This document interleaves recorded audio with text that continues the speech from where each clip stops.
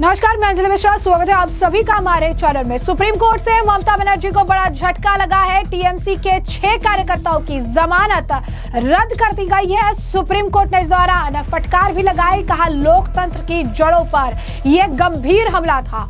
तो ऐसे में क्या है पूरा माजरा, ये विस्तार से जान लेते हैं। 2021 के विधानसभा चुनावों के दौरान बीजेपी का समर्थन करने पर हिंदू परिवार और उनकी महिलाओं को हिंसक रूप से निशाना बनाने पर तृणमूल कांग्रेस के 6 कार्यकर्ताओं की जमानत रद्द करते हुए सुप्रीम कोर्ट ने कड़ी टिप्पणी की है। यूं फटकार लगाई है। सुप्रीम कोर्ट ने कहा कि ऐसी घटनाएं लोकतंत्र की जड़ों पर गंभीर हमले हैं। शिकायतकर्ता के घर पर हमला चुनाव परिणाम के दिन केवल बदला लेने के उद्देश्य से किया गया था, क्योंकि उसने भगवा पार्टी यानी बीजेपी का समर्थन किया था।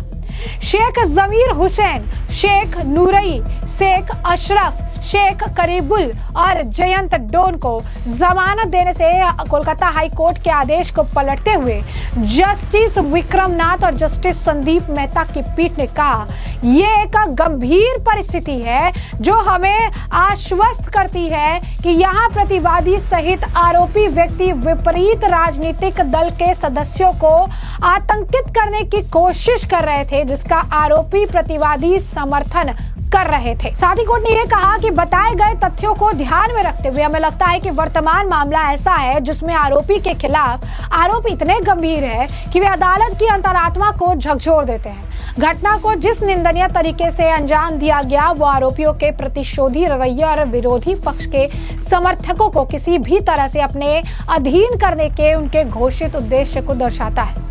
ये निस्संग अपराध लोकतंत्र की जड़ों पर गंभीर हमले से कम नहीं है। सुप्रीम कोर्ट ने अपने फैसले में दर्ज किया कि शिकायतकर्ता की पत्नी को बुरी तरह से बालों से खींचा गया, उसके कपड़े तक फाड़ दिए गए। आरोपी उन पर हमला करने वाला था, तभी महिला ने हिम्मत जुटाकर अपने शरीर पर मिट्टी का तेल डाला और आत्मदाह की धमकी दी, जिस पर आरोपी भाग गए। पीठ ने कहा कि अगर आरोपी प्रतिवादियों को जमानत पर रहने दिया जाता है तो निष्पक्ष और स्वतंत्र सुनवाई होने की कोई संभावना नहीं है। इस वजह से आरोपियों को दी गई जमानत रद्द की जानी चाहिए।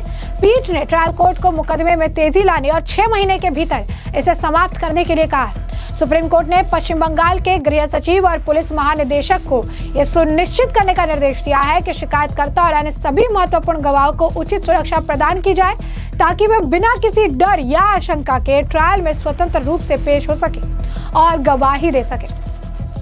सुप्रीम कोर्ट ने चेतावनी दी कि अगर सीबीआई द्वारा इन निर्देशों के किसी भी उल्लंघन की सूचना दी जाती है तो जो अदालत है वो उचित कार्रवाई करेगी। पूरा मामला क्या है समझिए। 2021 के विधानसभा चुनाव के तुरंत बाद मुस्लिम बहुल्य गांव गुमसिया में टीएमसी कार्यकर्ताओं ने चुनाव प्रचार के दौरान बीजेपी का समर्थन करने के लिए हिंदू परिवारों पर हमला किया। परिवार के मुखिया ने पहले पुलिस में शिकायत दर्ज कराई थी और उन्हें अपने धार्मिक अनुष्ठान करने की अनुमति नहीं दी जा रही। 2 मई 2021 को चुनाव परिणाम घोषित होने के बाद शाम को शेख मुहिम की अगुवाई में 40-50 लोगों की हथियारबंद भीड़ ने हिंदू परिवारों के घर में बम फेंके, सामान लूट लिया। शिकायतकर्ता की पत्नी को निर्वस्त्र कर उसके साथ छेड़छाड़ की। महिला ने अपने ऊपर मिट्टी का तेल डाला, आत्मदाह करने की धमकी दी। भीड़ ने उसकी जान बख्श दी। पूरा परिवार अपनी जान और सामान बचाने के लिए गाँव छोड़कर चला गया। 3 मई 2021 को परिवार ने शिकायत दर्ज कराने के लिए सदाईपुर थाने का दरवाजा खटखटाया। थाने के प्रभारी अधिकारी ने शिकायत स्वीकार नहीं की। शिकायतकर्ता को अपने और अपने परिवार की जान बचाने के लिए गांव छोड़ने की सलाह दी। पुलिस ने ऐसी कई शिकायतें दर्ज की कि 19 अगस्त 2021 को कोलकाता हाई कोर्ट के सीबीआई को हत्या और आप कह सकते हैं कि ऐसे अपराध करने के प्रयास से जुड़े सभी मामलों की जांच करने के आदेश दिए। सीबीआई ने दिसंबर 2021 में मामले दर्ज किए। गुमसिया आगजनी और हत्या के प्रयास मामले में शामिल आरोपियों को 3 नवंबर 2022 को गिरफ्तार किया गया था और उसके खिलाफ आरोप पत्र दायर किया गया। हाईकोर्ट ने 24 जनवरी 2023 और 13 अप्रैल 2023 को 2 आदेशों के जरिए उसे जमानत दे दी। सुप्रीम कोर्ट ने महसूस किया आरोपी व्यक्तियों में ट्रायल की कार्रवाई को प्रतिकूल रूप से प्रभावित करने की आशंक प्रवृत्ति है, क्योंकि ये निर्विवाद है कि स्थानीय पुलिस ने हिंदू परिवारों को हिंसा से सुरक्षा देने के बजाय उन्हें गांव से भागने की सलाह दी। पीठ ने कहा कि स्थानीय पुलिस का ये दृष्टिकोण शिकायतकर्ता की उस आशंका को बल देता है कि आरोपी प्रतिवादी का इलाके और इसकी तरह की पुलिस पर भी प्रभाव। वहीं सीबीआई की ओर से पेश अतिरिक्त सॉलिसिटर जनरल विक्रमजीत बनर्जी ने सुप्रीम कोर्ट को बताया कि केंद्रीय एजेंसी के अधिकारियों को भी स्थानीय पुलिस से अपेक्षित सहयोग नहीं मिल रहा था और इस तरह की जांच पूरी होने में लगभग 1.5 साल लगे। मुर्शिदाबाद हिंसा से जुड़ा हुआ मामला भी हाईलाइट होता नजर आया और इस मामले को लेकर ऑलरेडी बीजेपी के कई सारे बड़े और वरिष्ठ नेता ममता बनर्जी को कह चुके हैं कि ममता बनर्जी ने किस तरीके से पूरे मामले को दबाने का प्रयास किया। प्रधानमंत्री नरेंद्र मोदी ने भी मौके पर यह कहा था कि कैसे मुर्शिदाबाद का हिंसा जो है इसमें सरकार का रोल रहा, उनके कार्यकर्ताओं का रोल रहा और सब कोई चुपचाप जो है पूरा सिस्टम इसे देखता रहा। ना पुलिस ने कोई कार्रवाई की, ना किसी ने किसी के तरीके की कोई भी जो है हस्तक्षेप किया। इस मामले को दबाने का पूरा प्रयास किया गया। आज जो है पश्चिम बंगाल में चीख पुकार मची है कि ये निर्मम सरकार जो हमें नहीं चाहिए। क्या कुछ कहा था प्रधानमंत्री नरेंद्र मोदी ने, एक बार खुद सुनिए। साथियों, यहां मुर्शिदाबाद में जो कुछ हुआ,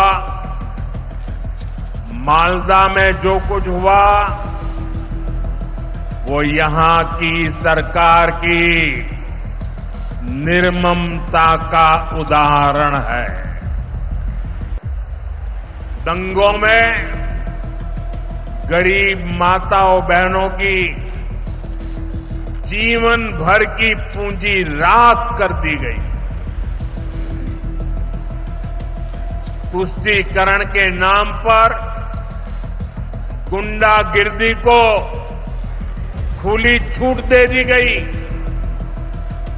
जब सरकार चलाने वाले एक पार्टी के लोग, विधायक, कॉरपोरेटर ही लोगों के घरों को चिन्हित करके जलाते हैं और पुलिस तमाशा देखती है, तो उस भयावह स्थिति की कल्पना की जा सकती है।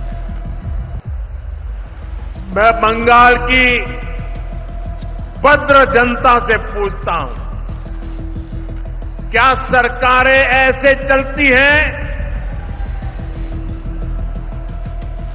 यही भावेश्वर कर चलेगी? साथियों, बंगाल की जनता पर हो रहे इन अत्याचारों से यहां की निर्मम सरकार को कोई फर्क नहीं पड़ता। यहां बात बात पर कोर्ट को दखल देना पड़ता है।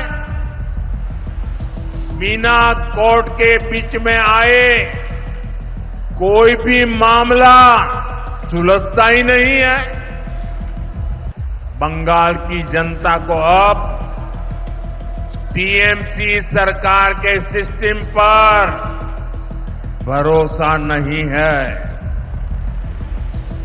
यहां की जनता के पास अब सिर्फ कोर्ट का आसरा ही है। इसलिए पूरा बंगाल कह रहा है, बंगाल में मची चीख पुकार, नहीं चाहिए निर्मम सरकार। तो जैसा कि आपने पीएम मोदी का बयान तो सुना, साथ ही साथ गृह मंत्री अमित शाह ने भी मुर्शिदाबाद के हिंसा को लेकर ममता सरकार पर जमकर निशाना साधा था। क्या कुछ था गृह मंत्री अमित शाह का बयान, सुनिए। मुर्शिदाबाद में अभी हिंसा हुई, हमारा गृह मंत्रालय कहते कहते थक गया कि बीएसएफ को बुला लीजिए। हम नहीं बुलाएंगे क्योंकि बीएसएफ आती तो हिंदुओं की रक्षा करती।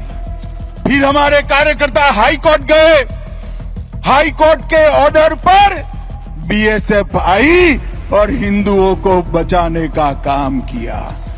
ममता जी, आपके नेताओं ने वो बीएसएफ को गाली बोला और आपके नेता वहां खड़ा रहकर दंगाइयों की हौसला अफजाई करते हैं। मुझे कहने में कोई झिझक नहीं है, जिस प्रकार से बंगाल सरकार के मंत्री इस दंगों में शामिल थे, ये स्टेट स्पॉन्सर दंगा था जिन्होंने हिंदुओं को न्याय किया है। भाइयों बहनों, बेलडांगा में कार्तिक पूजा के दौरान हमला हुआ, सरस्वती पूजा पर हमला हुआ क्योंकि मुहर्रम निकाल दिया जाए। भाइयों बहनों, मुस्लिम तुष्टीकरण की सभी सीमाएं ममता दीदी लांघ गई। तो जैसे कि आपने तमाम बयान सुने हैं और हमने आपको जो पूरा मामला है विस्तार से बताया है, तो इस पूरे मामले पर अब आपकी जो राय हो कमेंट सेक्शन में कमेंट करके जरूर साझा करिएगा। धन्यवाद।